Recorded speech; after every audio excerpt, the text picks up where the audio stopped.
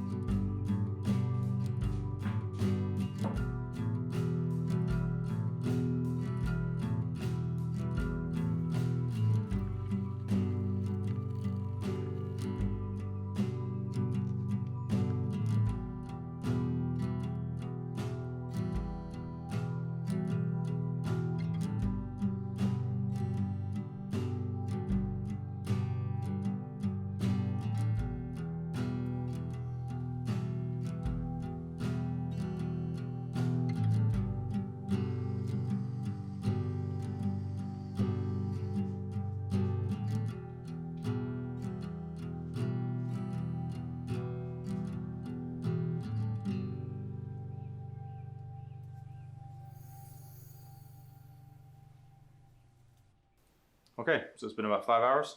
Pull the piece out the pressure pot. I'm going to go ahead and put it back on the lathe, and then we'll move on to the next resin pour.